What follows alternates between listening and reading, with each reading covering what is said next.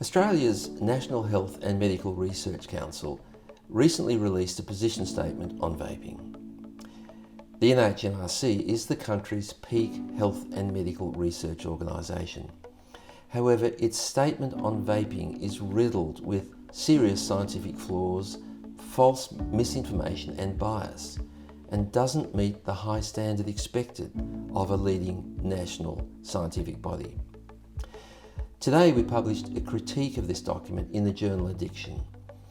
It was prepared by Australian academics and leading international experts.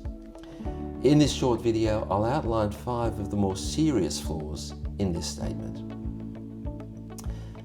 The NHMRC exaggerates the risk of vaping and fails to compare it to the alternative, tobacco smoking.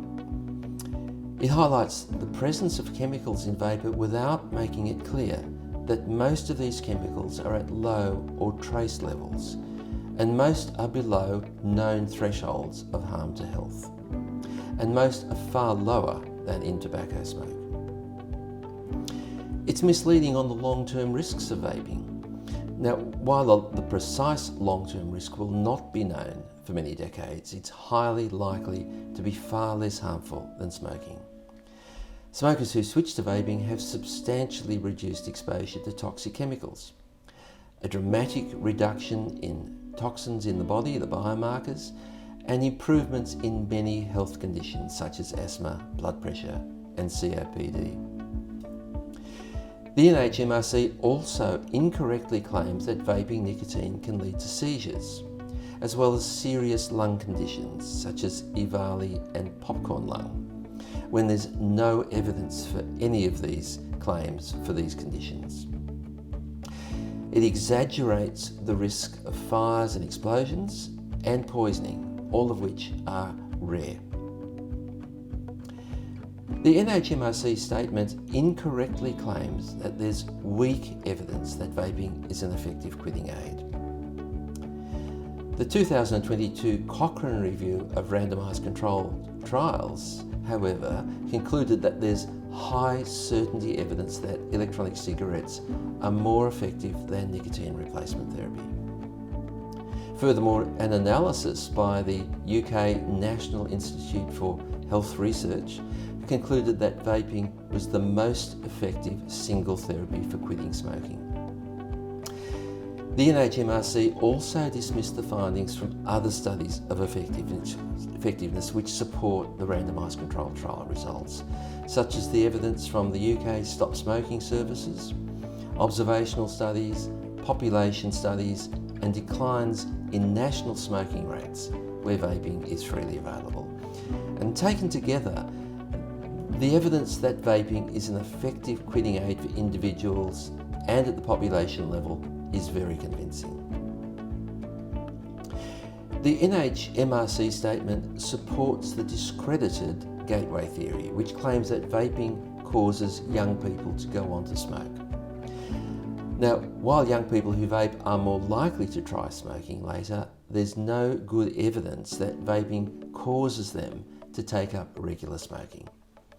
The association between vaping and later smoking is more likely caused by shared risk factors for vaping and smoking, known as common liability. The gateway theory predicts that an increase in vaping by young people will be followed by an increase in cigarette smoking. Instead, we're seeing the opposite. Increased vaping is accompanied by accelerated declines in youth and young adult smoking rates, suggesting that vaping is diverting more people from smoking than encouraging them to smoke, as this figure from the US shows. In fact, most youth vaping by non-smokers is experimental and transient.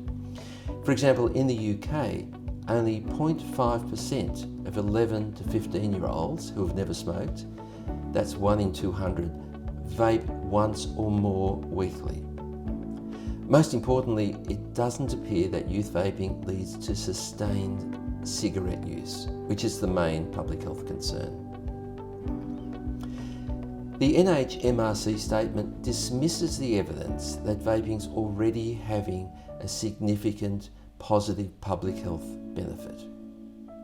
Numerous studies have found that vaping is associated with more frequent quit attempts and greater quit success than other methods, and that the decline in smoking has accelerated since vaping became available.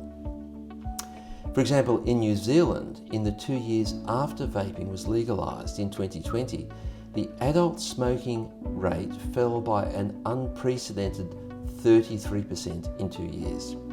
In comparison, the smoking rate in Australia declines by about 2% per year. Most importantly, vaping is the most popular aid for quitting or reducing smoking in Western countries.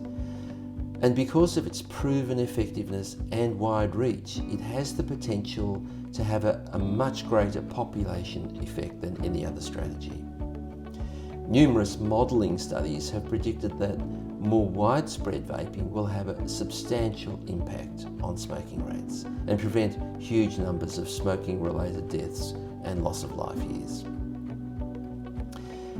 The NHMRC statement argues that we shouldn't allow vaping because there's still some uncertainty about long-term risks. Now, this is known as the precautionary principle.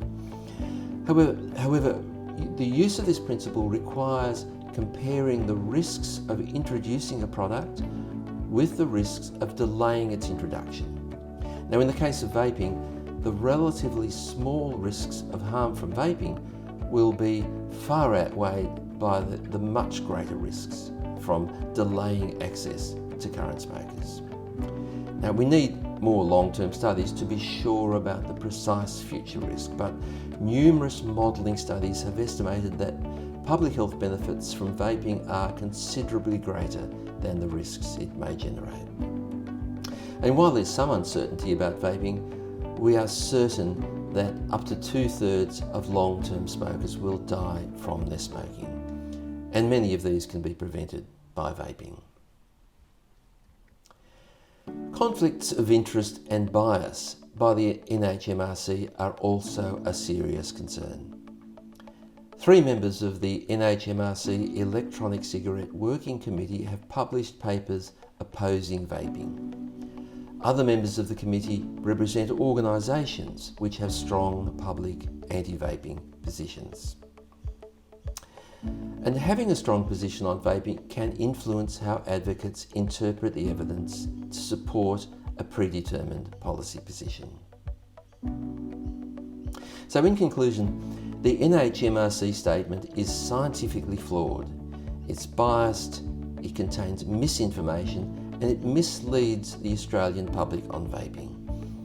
It exaggerates the risks of vaping, underestimates its effectiveness as a quitting aid, falsely claims it causes young people to smoke, and dismisses the evidence that vaping is already having a substantial population health benefit. The document fails to meet the high standards expected of a leading health and medical organisation and is not fit for purpose as a guide to Australian policy on vaping. For this reason, we think an independent and impartial Australian review of the evidence is urgently needed.